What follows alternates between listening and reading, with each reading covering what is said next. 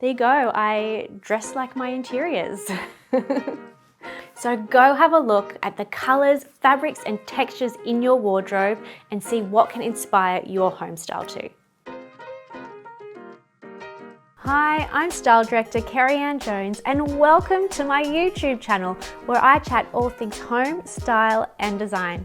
Each week on my series, Styling Spaces, I'll share with you my expert advice and you'll learn styling tips and tricks and I'll give you the lowdown on what's hot on interiors.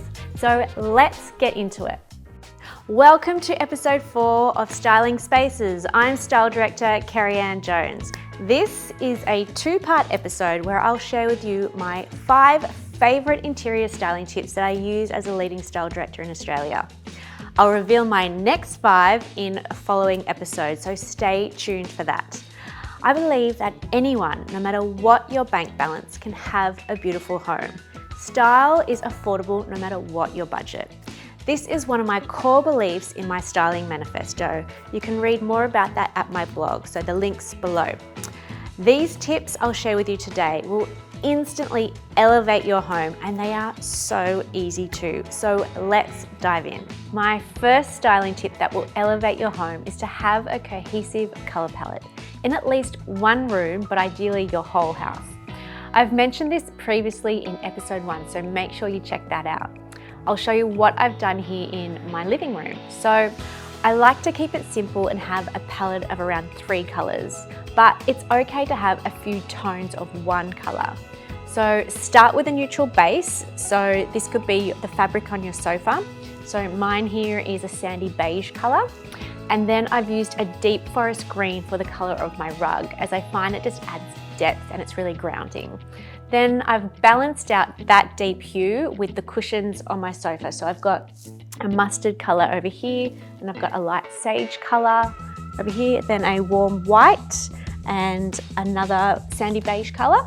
And then I've got the deep forest green to tie into the rug. So I don't have too many colors because I've got a lot going on in my art wall back here, so I don't want to create too much distraction with lots going on with the furniture and accessories.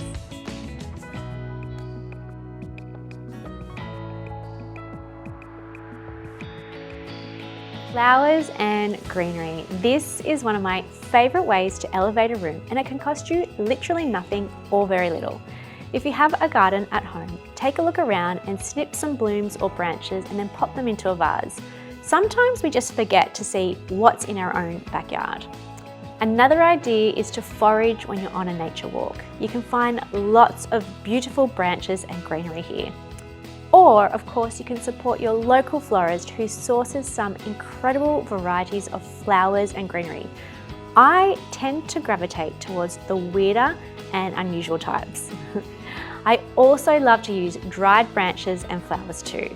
These last for years and can be a beautiful sculptural element.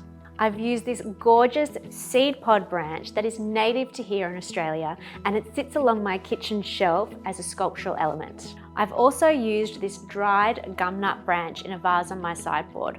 I often move them around in different rooms and change up the vases to create a whole new look in a different area of my home.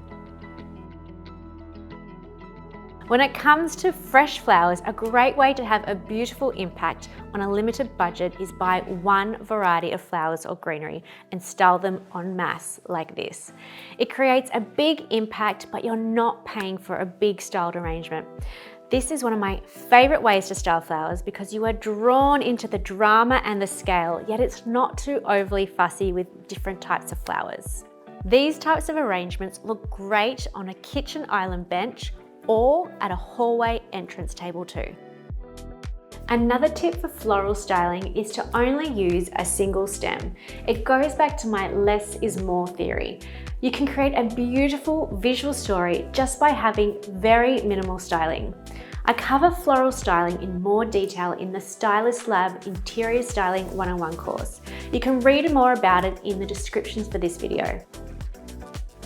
I'm going to take you back into my living room for tip number 3, which is to lay your space with a variety of textures.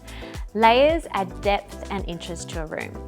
So here in my living room, I'm going to start with the felted wool rug on the ground, and then I've laid that with a travertine stone coffee table. And on top of that, I've got a variety of books, a ceramic dish, a glass vase with flowers, and a candle. Then the texture on my sofa is a chenille fabric, and the cushions on my sofa, I've got velvet, I've got chunky wool, and then I've got linen and also a frayed texture for another cushion too. I've laid the wall in my living room with a variety of art in different shapes, sizes, and styles. The room has different heights too, so it's not all on the same plane. We start low with the coffee table, and then we work up to the sofa, then the sideboard, the lamp, and then the art on the wall. These layers from floor level to ceiling give your eye a journey around the room. My next tip is to create a vignette. I've mentioned this earlier in episode 2, and I show you step by step how to create a vignette, so make sure you check out that episode. A vignette is an arrangement of objects styled to create a visual story. An easy rule of thumb is to create a cluster of 3 to 5 objects in different shapes and sizes. You can use books, candles, vases, photo frames, and plants as some ideas. I've styled my bookshelf here so you can see how I've created some vignettes.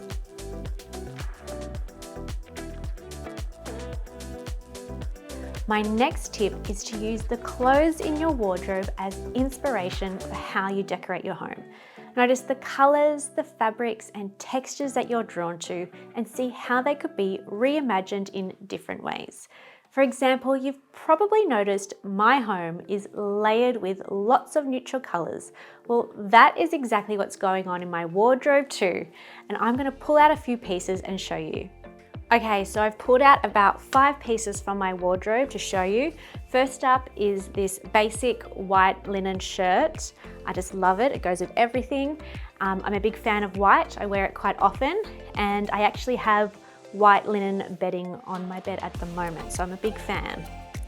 Next up is these oatmeal linen pants. I have this color and fabric on my curtains in my bedroom, and also this same color tone on my sofa fabric as well. And next up is this tweed top, which is in a neutral check pattern. I actually don't have this in my home at all, but I could definitely imagine it as a fabric for a cushion or upholstery on an armchair. I absolutely love it. Then next up is this warmer dark beige jumper, a wool jumper. Now I could definitely imagine this as a cushion or a throw on my sofa as well. And lastly is this deep forest green sort of silky fabric dress. This color I really love. I've got it on, I use it for the rug in my living room, and I've also got a cushion on my bed as well in this color as well.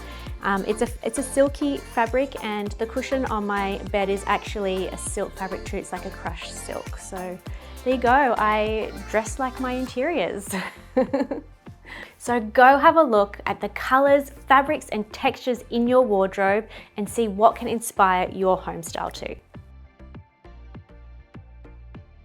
So to recap my top 5 styling tips, number 1, create a cohesive color palette. Number 2, use florals and dried branches. Number 3, use a variety of textures and layer the heights. Number 4, style objects into vignettes. And number 5, use your wardrobe as inspiration for color, pattern, and fabric choices in your home. If you have any questions, please write them in the comments below and I will get back to you.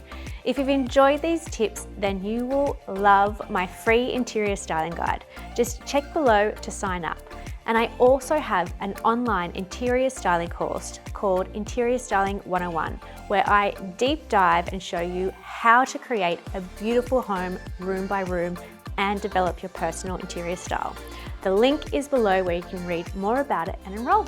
And I would be so appreciative if you could give this episode a thumbs up and subscribe if you like what you saw here today. Thank you so much for joining me, and make sure you check out part 2 for another 5 tips to elevate your home.